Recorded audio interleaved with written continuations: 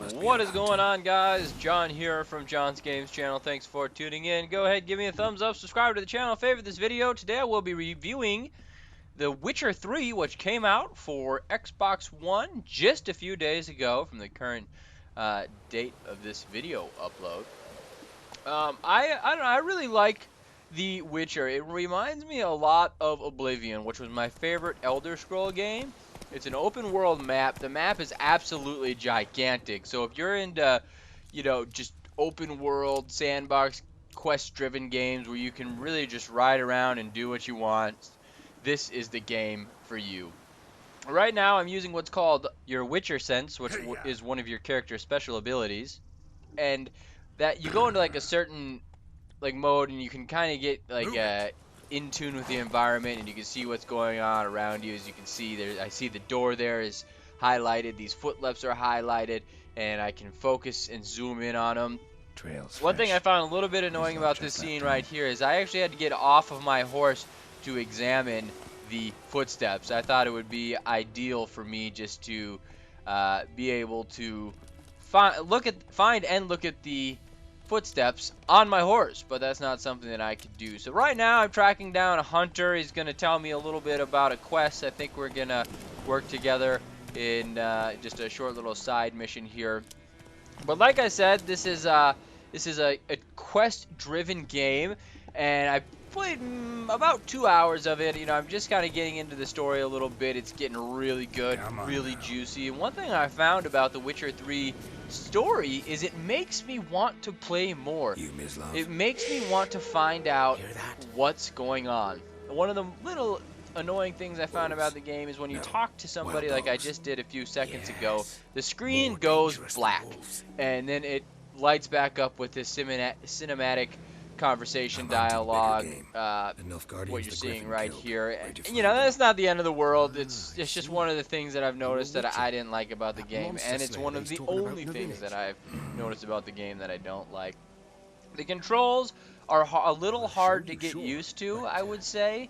There's a lot of button combinations, there's a lot of learning of controls and sub-menus that you're going to need to understand.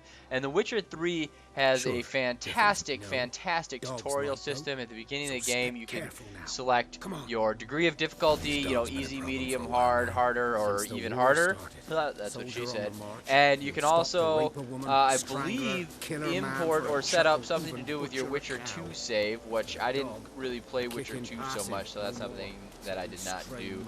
But you can also decide if you want to go through the tutorials, if you're new to the game and you need to understand the whole, menu systems, the button combos, how everything works. You can select to play the tutorials. Here are some wild dogs that are very, very mean, and they're eating people, so we're going to kill them, unfortunately. So sad.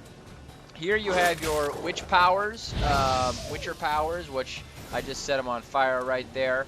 And you have a couple different powers here. I can't see the text now that I'm re-recording, but they are, you have like a shield. You can disorient your opponents. You can start them on fire. You have like a little ring of circle of lightness. I don't exactly know what it does off the top of my head, but I can tell you that they're really, really, really cool. And it's really fun to mess around with all the different types of powers in the game, and you can just run around.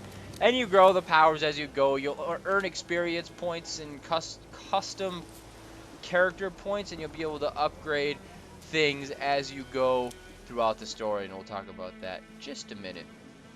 I am a huge fan of the graphics. The game looks really good. It's like I said, it looks a lot more like Oblivion did than Skyrim does, and I know I'm comparing it to the Elder Scrolls a lot, but those Elder Scrolls series is my favorite game series of all time.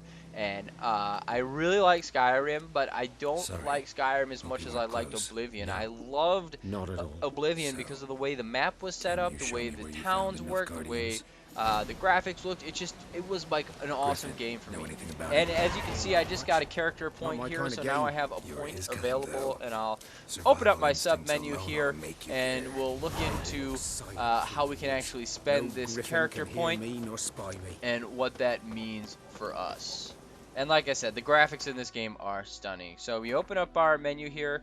Here's just a little glimpse of the map. And to do this, we're going to go to character. And in this menu here, you know, again, it'll give you the tutorial layout for all the menus and everything you have right here. But you have all these points and all these areas of combat that you can upgrade, and you can increase the level, and you get more powers, you get stronger as you go over time throughout the game. So once you select this power, and I'm just going to, you know, take my sword ability, and then you apply it to the character development ability right over here, and this entail will allow you to kind of equip that ability, if you will. So really cool concept. It allows your character to grow and get stronger and fight bigger and better enemies over time. The game starts out at a pretty fast speed. You're chasing a woman witcher across the plains, and she's using magic and doing all this really cool stuff. And this is one of the greatest things right here. We're fast forwarding a little bit to one of the missions that I was working on. And you encounter this Griffin a few times throughout the game, and everyone's having problems with him. And of course, you run into a guy who has a little bit of information that you need. And he says, if you go and kill the Griffin, I will give you the information that you seek. And killing the Griffin was really, really fun. I thought it was an extremely detailed creature, and it was really my first experience with a large, giant, you know, just larger than life type of monster in this game. So we set a trap for him, we baited him with some stinky juice, and now we're going to go ahead and fight him a little bit. And as you can see, I run right in here and just give him the old chop chop. I'll use a little bit of Witcher ability on him, and I'll go with my fire casting ability, and he will take off, and you will kind of revisit some of the moves and rolls and dodges that you learned in the beginning of the tutorial of this game. He'll fly and circle around and come back and kind of dive at you, and you're going to want to get out of the way, or he really will do a load of damage to you. When he misses, he'll crash land, and you'll get back in there and just start beating the snot out of him again. You can see I just dropped a little bit of fire knowledge on him, and he did not like that. And there's kind of one thing I really like about this game is you get to choose what you want to do. When I was setting up the Griffin mission, killing mission, I could either go right in and kill him, or I could do a little bit of research on him and figured out why he was one pissed off Griffin, which he was. He was really not happy. He's been flying around killing people. So I thought that was just kind of like a really cool, you know, you get to choose your own adventure kind of thing. You could just dive right into it. You could get it on, or you can do some research, find out, you know, a little bit more about the creature you're attacking, interview a couple people around town, which is really cool, and of course he flies off. And this is one of the coolest things about the game, in my opinion, is the creature battle thus far has moved around a bit. You know, it's not just staying in one area. You're not sitting in a field killing a Griffin, but you actually have to track him down. And if you lose sight of him, you have to use your Witcher sense to actually find out where he is. And you can do that by listening to the sound of his voice and actually like seeing visually where that noise is coming from. So you run him down. He flies to the top of the hill, and you go ahead and give him a little bit of firepower right there, whack him up a little bit, and he does quite a bit of damage. So I ate some food on the way over here. I cut that out, but food, you eat food, you regenerate, you got potions, powers, all sorts of really, really cool stuff involved in this game. So again, a little bit of fire. So he's going to go ahead and give me that Griffith call, which is devastating to my health, I guess. And he's going to fly, take off around, you know, do his little thing, and he's going to land. We're going to kill him here. But all in all, I would give this game a solid 9 out of 10. I'm a huge, huge fan of this game. Even though I wasn't really involved in the series beforehand, The Witcher 3 is absolutely amazing, and you guys should check it out. So, give me a thumbs up. Please subscribe to the channel, favorite this video, and let me know what you think of The Witcher 3.